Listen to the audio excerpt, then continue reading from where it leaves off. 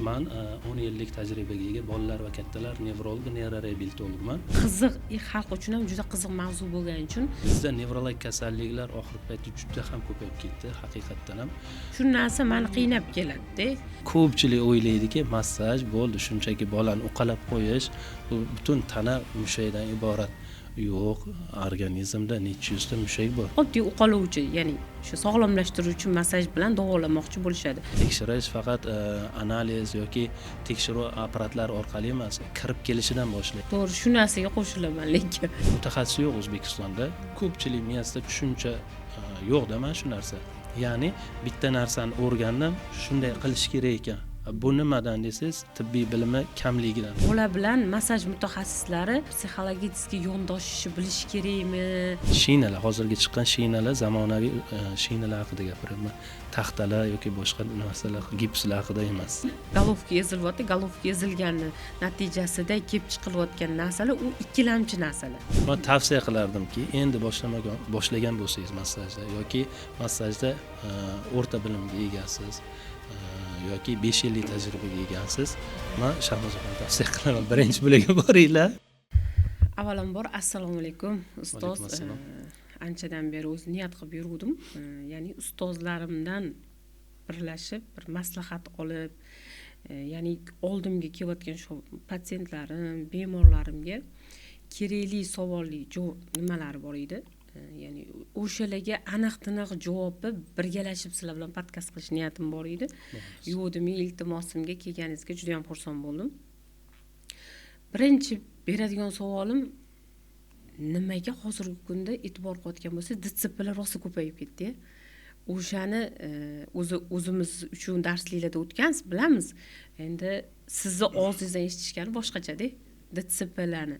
Ya'ni massaj bilan DTSPni imminni sizni holatingizdagi sizlarning reabilitatsion markaz bilan oddiy massajni sentrda olingan holatini ozgina tushuncha qilib bering, farqini. Xo'p, avvalambor rahmat. Mana shunday podkast uyushtirib, xalqimizga kerakli, qiynab keladigan nevrologik yoki massajga muhtoj bo'lgan insonlarga bu juda ham yaxshi yechim bo'ladi. Ko'plab savollariga javob oladi. O'zidan vaqt ajratib bu narsani tashkillashtirganingizga men hurmat qildim. Rahmat, baraka toping. Xo'p, men keladigan bo'lsak, men 10 yillik tajribaga ega bolalar va kattalar nevrolog, neyroreabilitologman. Bizda nevrologik kasalliklar oxirgi paytda juda ham ko'payib ketdi, haqiqatdan ham. Ko'pincha ayniqsa hozir rivojlanib borayotgan DTSP, ya'ni bolalar serebral falaji juda ham ko'payib ketgan. Bu muammoni qanday qilib olish, qanday muolaja qilish, shu haqida yechamiz, xudo xolasa. Xudo xolasa.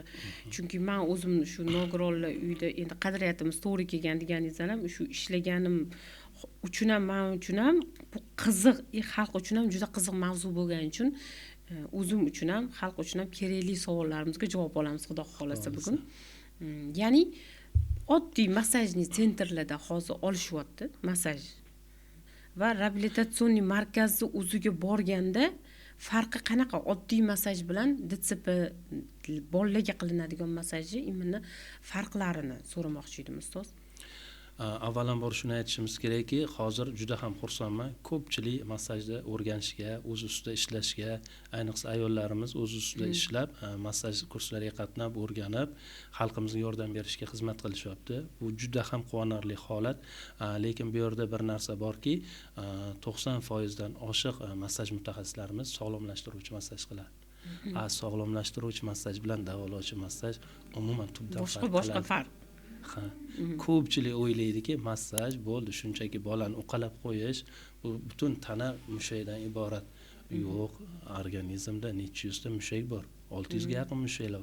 Har birini vazifasi har xil. Misol uchun qo'lni mush qilishimiz, alohida mushaklar ishtirok etadi, ichkariga tortish, tashqariga burish.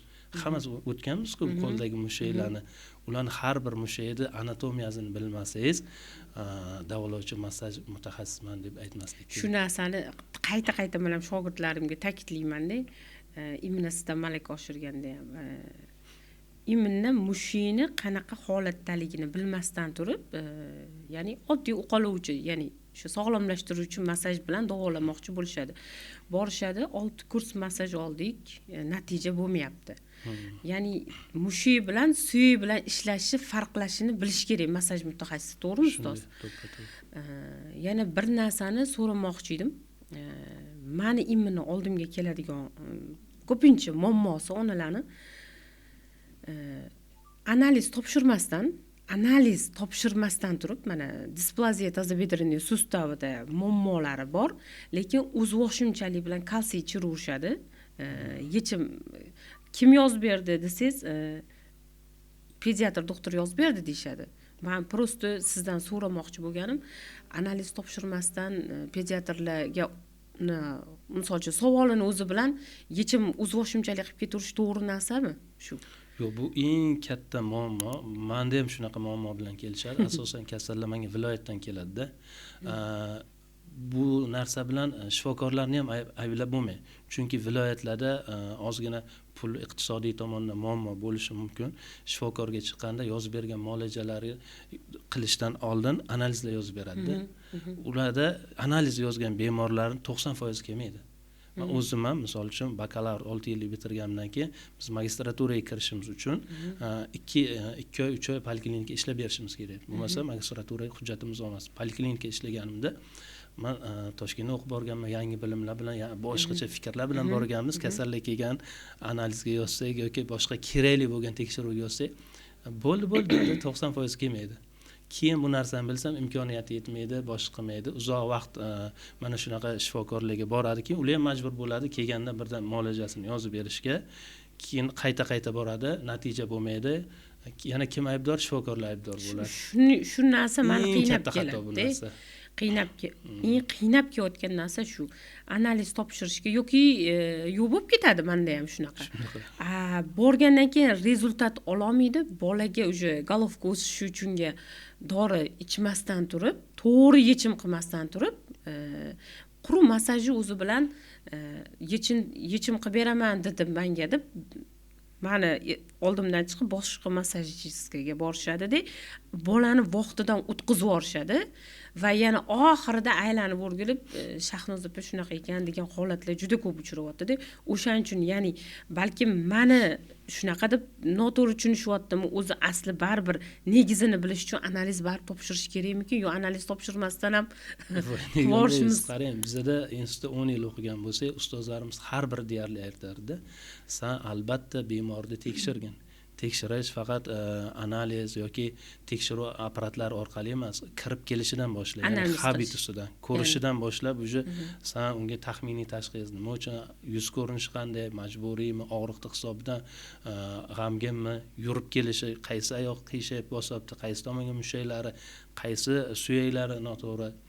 Sen agar to'g'ri tekshiruvlarni avval o'zing ko'rishni boshlaysan, keyin shikoyatlarni, keyin nevrologik ko'rikni boshlaysan. Agar o'shalarni ko'rib bo'lganingdan keyin analiz kerak bo'lgan analiz yoki boshqa tekshiruv apparatlariga yozib berasan.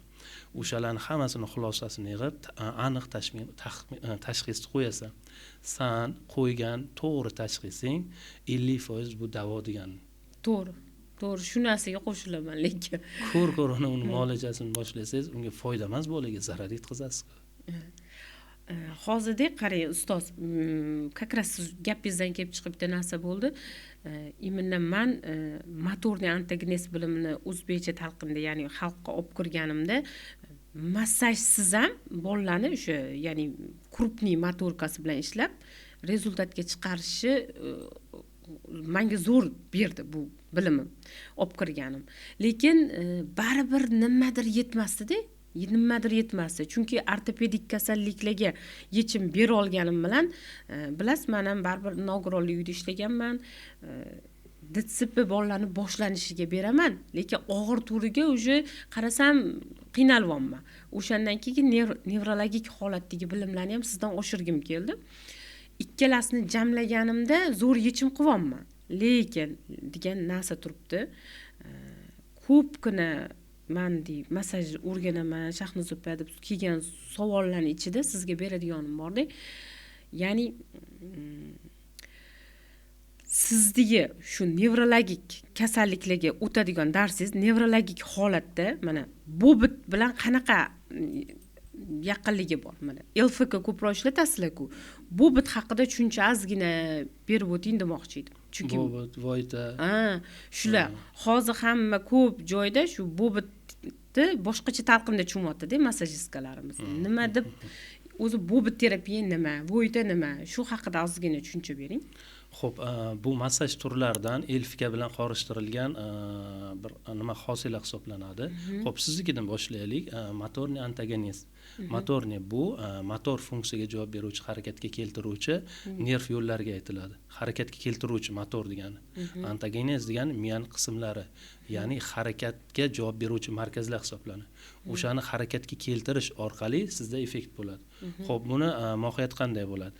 Siz bolani yotqizib olib bosib massaj qilmaysiz, xamir turish massaj qilgandek yoki qo'l oyog'ini razrobotga qilmaysiz, ochib bosib nima qilmaysiz. Bir xil mashg'ulotlarni 10 ta qilish kerak, tirsak bo'g'imda 10 ta ochish, unaqa narsa emas. Sizniki bilimga asoslangan narsa motorniy antagonist. Ya'ni bemor birinchi nima muammosi? Hattoki bo'ynini ham tuta olmayapti deylik. Belini tutish yoqqa tursa, oyog'ini qo'yish, bo'ynini tuttirish uchun mashg'ulotlar qilasiz. Yotqizib qo'yib, misol uchun bolani ko'tarishga yoki keyin belini tutqazishga, o'ngga, chapga. Inson yoki endi tug'ilgan, rivojlanadigan bola qanday qilib qadam bosishini, ketma-ketligini o'zini holatiga qo'yib bajaradi. Majburiy emas. 100 ta ustozlarimiz ham aytadi-da, elfika reabilitatsiya bo'yicha 100 marta qo'lini razrobotga qilganingdan ko'ra, o'zi tushunib, unga buyruq berib, to'g'risini unga bajarib ko'rsatmaguningcha uning foydasi yo'q. 100 marta bajarganingdan bir marta u aqli bilan bajargan yaxshiroq. Xo'p, bundan tashqari osteopat bor. Osteopat bu nima desa, miyada yoki organlarda fassiyalar bo'ladi, parda degani. Miyani qoplab turgan ichki tomondan suyak osti pardasi bo'ladi yoki butun ko'krak qafasining ichidan o'pkalarni qoplab turgan fassiyalar bo'ladi. O'sha fassiyalar, ular tushuncha bo'yicha, osteopat tushunchasi, o'sha fassiyalar g'ijimlanib qoladi. O'sha g'ijimlanib qolgan a'zo rivojlanishdan, harakati yoki funksiyasidan orqada qoladi. O'sha g'ijimlangan fassiyani ochishga qaratilgan. Ya'ni qo'li bilan qattiq bosib turish, kerakli tochkalarni bosish orqali amalga oshiriladigan narsa. Xo'p, bundan tashqari aytdik, bobot terapiya dedik, Voyta terapiya dedik. Voyta terapiya, uni bir marta muolajasini ko'rganman internetdan, to'g'risi. Bolani juda ham g'ijimlab tashlaydi. U bizda ko'rib olib, mutaxassis yo'q O'zbekistonda. Kimdir ko'pincha o'zi shunaqa bo'ladi. Shunaqa. Internetdan ko'rib olishadi-da, unaqa tashlaydi. U 99% holatda mumkin emas. Nevrologik kasalligi bor bolalar yoki nevrologik kasallik 99% qo'llash mumkin emas. O'zi nervlar orqada suyaklari qaysidir displaziya bordir yoki qiyshiq o'sishi, u bosish orqali g'ijimlash bolani orqaga qaytarib yuboradi. Battar sudurga ham borishi mumkin holatlari bo'lgan. O'zi aslida har bir massajga muhtoj bo'lgan bolani avval nevrologga ko'rsatib, nevrologdan keyin ko'radi, tekshiruvlar, EEG tekshiruv qiladi. Agar sudurga moyillik bo'lmasa, sudurga o'choq bo'lmasa, keyin massajga ruxsat beriladi. Agar davolovchi massaj bo'lsa, sog'lomlashtiruvchi massaj bo'lsa qilaverasiz, yengil qilinadi ular, muammo bo'lmaydi. Shunaqa. Voyta. Bobit LFK bilan aralashilgan holat. Xuddi shunday. Xuddi shunaqa. Juda ham zo'r javob bo'ldi. Endi ikkalasini, ya'ni hammasini jamlashtirilib qilinganda effekt yana ham ko'proq bo'ladi, ya'ni. To'g'rimi? Juda zo'r savol berdingiz. Ko'pchilik miyasida tushuncha yo'q-da mana shu narsa. Ya'ni bitta narsani o'rgandim, shunday qilish kerak ekan. Bu nimadan desangiz, tibbiy bilimi kamligidan. To'g'ri tushunish kerak. Massaj mutaxassislari nari borsa o'rta tibbiyot xodimi. Ular nervni yo'nalishlarini, nerv markazlarini qanday ishlashi, funksiyasini bilmaydi. Aslida har bir nevrologik kasallik, DTSPmi yoki LFKga yoki massajga muhtoj bolaga DTSP deylik, DTSPning ham 6 ta turi bor. 6 ta turini ham, misol uchun bitta dipligik turi, ikkita oyoqda tonus bo'ladi. Uni ham yengil, o'rta, og'ir turlari bo'ladi. Har bir bolaga individual massaj, individual LFK mashg'ulotlar tuzib chiqish kerak. Chunki turlicha bo'ladi ulardagi muammo. Oyoqda tonus bo'lsa, qaysidir yengilroq tonus bo'ladi, qaysidir kuchliroq tonus bo'ladi. qaysidir o'rtacha. Har bir bolani tonisi misol uchun yengilroq bo'ldi deylik ham, lekin yoshi farq qiladi. Yoshiga nisbatan ham mashg'ulotlar alohida tuzib chiqish kerak. Ya'ni qaysidir bola o'zi oyog'ini qo'yapti, ushlay oladi narsalarni, yurib ketish kerak. Uni mashg'ulotlari boshqacha bo'lishi kerak. Hammasiga bir xil o'qib olgan standart bo'yicha qilmaslik kerak. Ya'ni imminni motorniy antagonisida, demak, siz meni ma'qullagan tarafingiz ham shunday ekanda, demoqchiman. Har bir oldimga ya'ni massaj mutaxassislari keladi. Основной ko'pi o'qishga bola 6 oyligida nima harakat qilish kerakligini bilishmaydi. Misol uchun 6 oyligida, hop, meni imminni metodimdan qo'llanilgani bola tug'ilgandan yurgunga qadar yod bilish kerak deb o'ylayman. Uni не только massaj mutaxassislari, uni har bir ona bilish kerak. Bilib olsa, ya'ni aldanib qolmaydi. Qaysidir hozirgi chiqib ketyapti-ku, YouTubedan o'rganib olibman massaj holatini qilayotganlar bilan. Misol. Bitta savolim esimga kelib qoldi. Bo'sh, o'zi juda ham bo'sh bolaga parafin qo'yish, hali ham shuncha yetib kelsa ham parafin qo'yish, bo'sh bola bo'lsa ham, bolangiz juda ham bo'sh ekan, massaj qilish kerak deyishadi. Bo'sh bolaga massaj mumkinmi? Nima deysiz, ustoz? Umuman mumkin emas. Umuman massaj mutaxassislariga mumkin emas.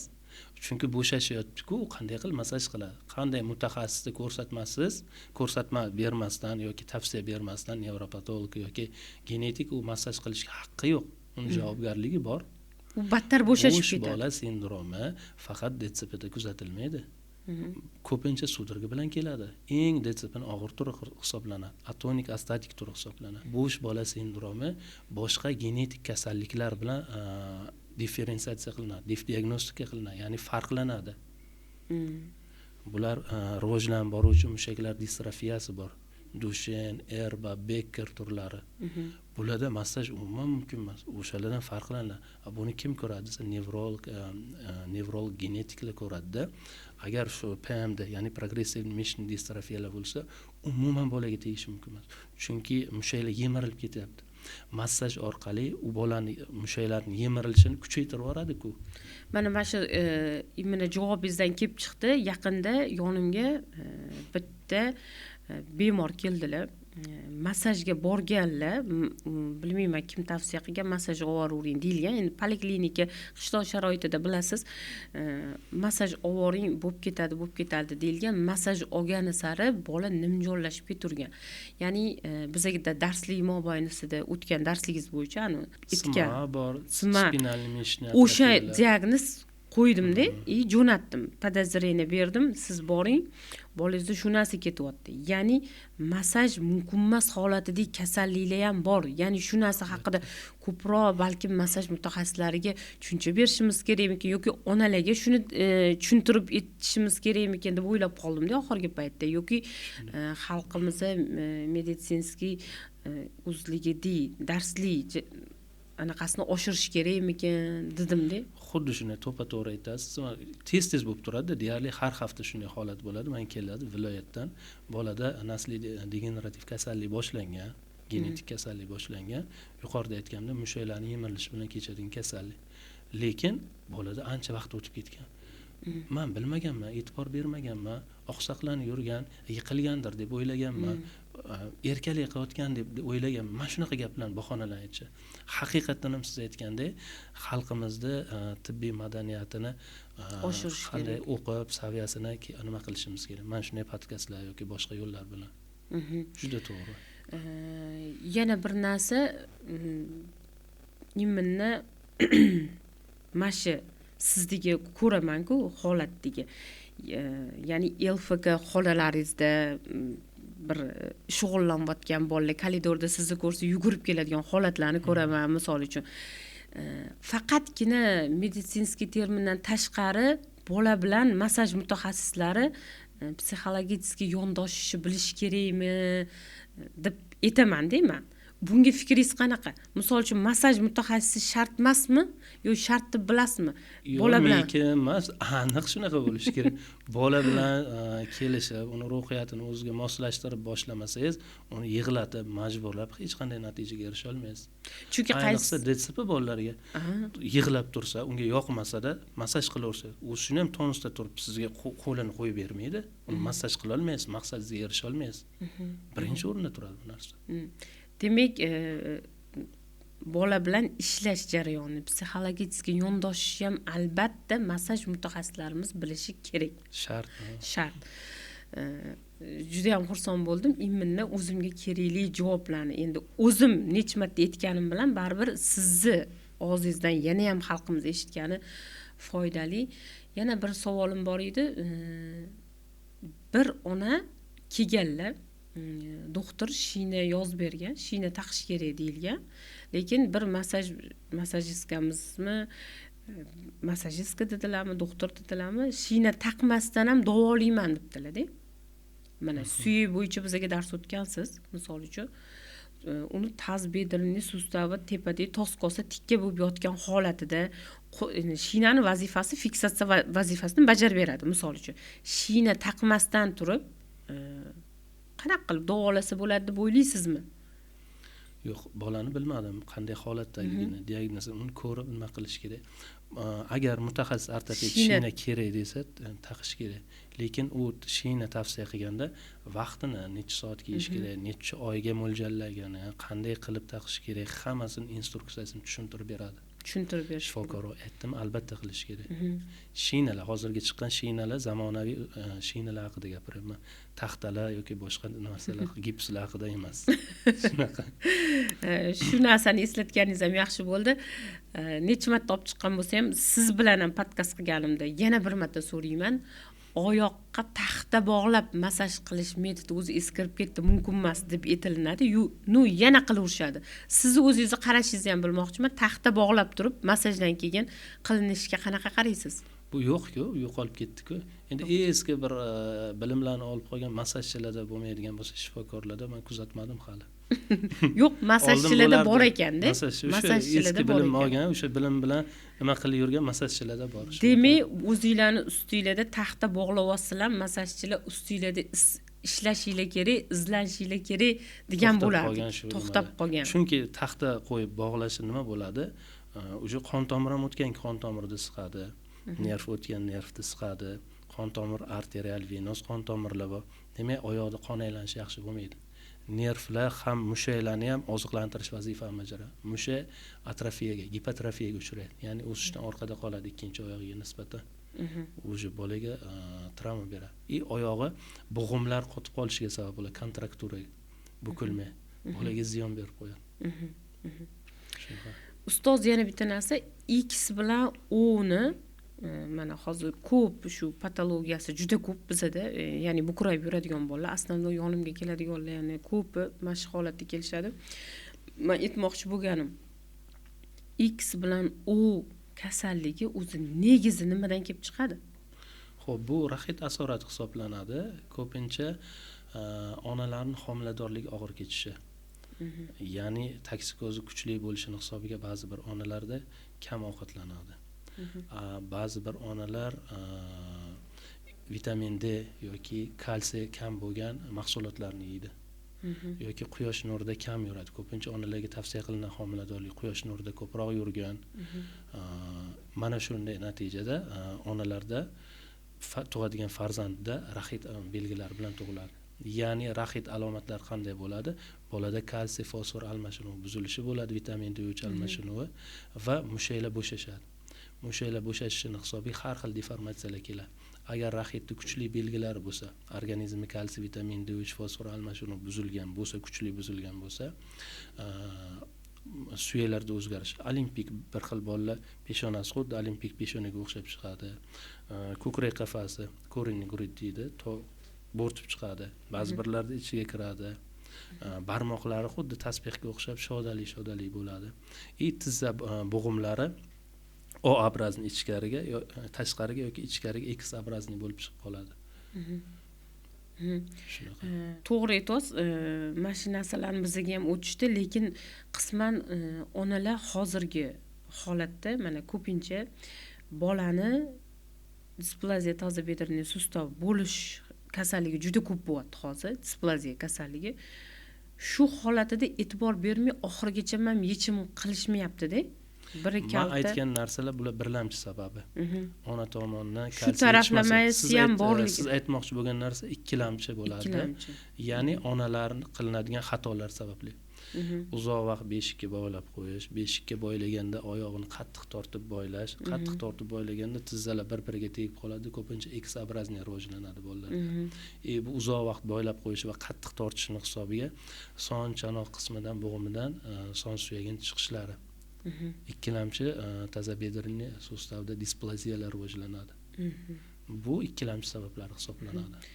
Demak, men aytayotgan diagnozlarim ikkilamchi holatlarga kiradi. Ya'ni bolani hali golovkasi o'smasdan, o'zi yurishga, turishga tayyor bo'lmasdan hadinokka solib qo'yishayotgani, bola turib yurishga kelgan, u hali yoshiga, o'zini motorikasiga yetmasdan turib yurishga harakat qiladi va golovka ezilyapti. Golovka ezilgani natijasida kelib chiqilayotgan narsalar u ikkilamchi narsalar. Xuddi shunday. Buni yaxshi bo'ldi, xudo xolasa onalar eshitsa o'zi uchun qanaqadir yechimini nimaga bo'lib chiqadi, nima degan narsalarni ko'p aytishadi. O'shaning uchun sizdan ham bir karra so'radim. Juda ham xursand bo'ldim savollarimga javob olganimdan. Ustoz, yana bitta narsani so'rayman. Ya'ni hozirgi massaj mutaxassislari o'zi asli kimlardan bilim olish kerak? Tavsiya qilardim shifokorlardan olishsa. Chunki massaj mutaxassisini olsa, faqat u massaj mutaxassisini olgan bilimini yarmiga egalik qiladi. 100% ola olmaydi. Chunki u ustozi, to'g'ri, u shifokorlardan olgan, uni anatomiyasini, mushaklarning nevrologiyasini to'liq zo'r biladi. O'sha bilan birgalikda olmasa foydasi bo'lmaydi. Umumiy qilayotganda zo'r massajchidan olsa ham, shifokordan olsa ham odam organizmi anatomiyasini bilmasa, sog'lomlashtiruvchi massajga yaqinlashmasin. Chunki tanani o'shaganda his qilib ko'rmasa, mushakning qayerda nima borligini bilmasa, u sog'lomlashtiruvchi massajdan boshqa davolovchi massajga o'ta olmaydi hisob, to'g'rimi? Xuddi shuni, oddiy misol, qo'lida DCP bola, qo'li mana shuni ichkariga tortib turibdi. Qaysi tonuslar mushakkariga mana shunday holatda turibdi. Bu yoqdan muskulus biceps brachiy tortib turib, ichkariga tortuvchi muskulus supinonator hamda quadriceps mushaklar tortib turib. Bu mushaklarni palpatsiya qilib bo'shatish kerak. Ko'pchilik nima qiladi? Hamma joyini bir yo'la massaj qiladi. Bir yo'la-da. Nima uchun? Chunki tonusda turgan mushakni bo'shashtiradi, to'g'ri, lekin bu yog'i ishlamaganki, ochilmaganki, bu yog' atonusda bo'lib turibdi. Buni tonusini yaxshilash kerak. Massaj qilsa battar bo'shashib ketadi. Yana tortish kuchayadi. Mana shu narsani juda bu yoqda elektroforez qo'yiladi. Xo'p, bo'ldi. Bu yoqdagi nervlarni qanday qilib ta'minlash kerak? Qo'lga keladigan nervlar umurtqa pog'onasidan chiquvchi qaysi nervlar innervatsiya qiladi? Umurtqa sohasidan chiquvchi bo'yinni 8-chi hamda 1-2 ko'krak umurtqasidan chiquvchi nervlar kelib innervatsiya qiladi. O'sha tarmoq qayerdan keladi? Shuning uchun umurtqa pog'onasi paravertebral nuqtalar bilan ishlash kerak. Elektroforezda qo'lni muomalaini yaxshilash uchun umurtqa pog'onasidan ham muolajalarni qilish kerak. Balki u markaziydir, u shifokor bilan nima qilish kerak. Bularni bilmas turib qanday qilib massaj qilish mumkin, qanday qilib yordam berish mumkin. Ziyon yetkazadi xolos. Demak, fizlecheniya bilan LFKni va massajni uchalasini aralashtirganimizda biza rezultatni yaxshi ola olamiz, to'g'rimi? 3 oy yoki 4 oyda olmoqchi bo'lgan rezultatingizni 10 kunda olasiz. Xuddi shunday qilsangiz. Menimcha bu javobingiz juda ham meni onajonlarimizga, bizani kuzatib turgan kuzatuvchilarimizga zo'r yechim bo'ladi deb o'ylayman. Yana bir narsa so'rayman. Imminni bilim olaman degan mutaxassislar bo'lsa yoki o'zini meditsinskiy taraflama yo'q bo'lmasa massaj sohasini o'rganaman deydigan kuzatuvchilarimiz, muxlislarimiz bo'lsa, sizni oldingizga yoki misol uchun kelishsa bizani oldimizga jon deb men aytaman-da, har doim endi men qisman siz bilganligim uchun Shaxs do'kon moldilarga boringlar, iltimos qilsanglar hech qachon bilimlarni qizg'anmanglar. Mayli qanaqadir holat bo'lsa, kelinglar, mana o'rganinglar, eshigim ochiq deb aytganingizni aytaman. Massaj mutaxassislariga yana darsliklaringiz bo'ladimi, yo'qmi? Xo'p, massaj bo'yicha kurslarimiz xudo xolasa bu yil hisobiga bitta yo ikkita bo'ladi. Asosan biz faqat massaj emas, endi reabilitatsiyani rejalashtirib turibmiz. Yuqorida aytganimdek, kompleksni hamma narsani tushunib, bilib qilish uchun 10 yillik yig'ilgan tajriba bittada qilib beriladi. Unda lekin hammani ham olinmaydi, savol-javob orqali olgan taqdirda ham o'qib kelmasa, u oxirigacha o'qitilmaydi, javob beriladi. Sal qattiqroq, o'zim o'qigansiz bilasiz, qo'ymayman, tikka turg'izib bo'lsa ham so'rayman. Juda ham qattiq qo'l ustozlarning ichida desam bo'ladi, bemalol. Chunki anatomiyani lekin o'zimizni plyusimizga ishlaganmiz. Ya'ni anatomiyani zo'r bilib olsanglar, keyin o'sha u yog'ida qiynalmaysizlar. Men tavsiya qilardimki, endi boshlagan bo'lsangiz massajda yoki massajda o'rta bilimga egasiz yoki 5 yillik tajribaga egasiz, men Shahnoz opani tavsiya qilaman. Birinchi bularga boringlar. Bulardan zo'r bo'lib chiqib, etap chiqqan yaxshida, zinaga ham, cho'qqiga ham birdan balandorga osilaman desangiz yiqilasiz. Shuning uchun etap. Shuning uchun bular tavsiya qilaman, xudo xolasa. Ya'ni aytmoqchilar, amaliyotida o'zini ustida ishlagan mutaxassisdan olib, keyin yana ham oshirmoqchi bo'lsa, keyin uje qiyinroq etaplarga zina chiqishi tavsiya qilyapsiz. Shunday. Rahmat kattakon ustoz, yo'q demasdan kelib bizga kerakli savollarimizga javob berganingiz uchun. Yana xudo xolasa keyingi podkastlarda ortopedlar bilan, boshqa ustozlarim bilan qo'shilishib, katta qilib podkast olish nasib qilsin. Rahmat kattakon. Sizga ham rahmat, shu narsani tashkillashtirganingiz uchun. Rahmat. Rahmat.